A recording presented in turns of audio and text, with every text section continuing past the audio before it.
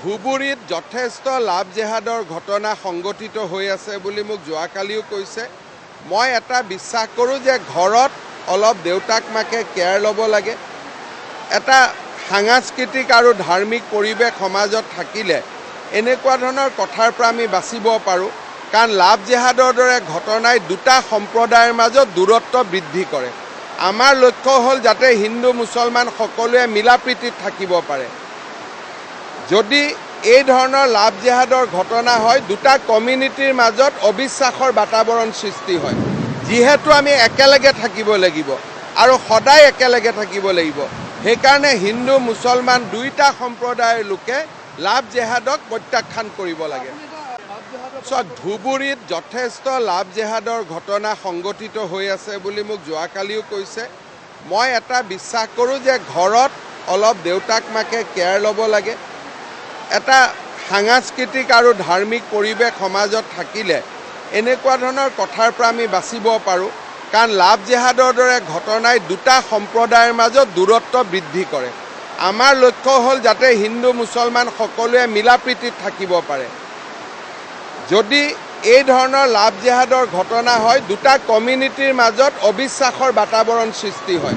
যিহেতু আমি একেলগে থাকিব লাগিব আৰু সদায় একেলগে থাকিব লাগিব, সেইকাৰণে হিন্দু মুছলমান দুইটা সম্প্ৰদায়ৰ লোকে লাভ জেহাদক প্ৰত্যাখ্যান কৰিব লাগে।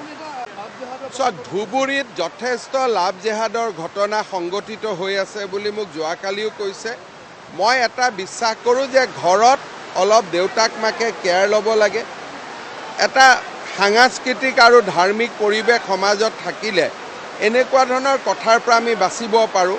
কাৰণ লাভ জেহাদৰ দৰে ঘটনাই দুটা সম্প্ৰদায়ৰ মাজত দূৰত্ব বৃদ্ধি কৰে। আমাৰ লক্ষ্য হ'ল যাতে হিন্দু মুছলমান সকলোৱে মিলা প্ৰীতিত থাকিব পাৰে।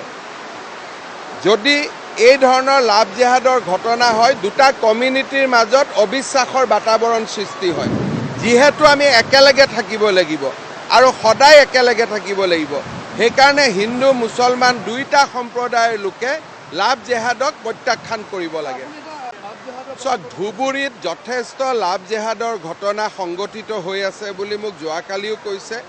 মই এটা বিশ্বাস কৰোঁ যে ঘৰত অলপ দেউতাক মাকে কেয়াৰ ল'ব লাগে। এটা সাংস্কৃতিক আৰু ধাৰ্মিক পৰিৱেশ সমাজত থাকিলে এনেকুৱা ধৰণৰ কথাৰ পৰা আমি বাচিব পাৰোঁ। কাৰণ লাভ জেহাদৰ দৰে ঘটনাই দুটা সম্প্ৰদায়ৰ মাজত দূৰত্ব বৃদ্ধি কৰে। আমাৰ লক্ষ্য হ'ল যাতে হিন্দু মুছলমান সকলোৱে মিলা প্ৰীতিত থাকিব পাৰে। যদি এই ধৰণৰ লাভ জেহাদৰ ঘটনা হয়, দুটা কমিউনিটিৰ মাজত অবিশ্বাসৰ বাতাবৰণ সৃষ্টি হয়।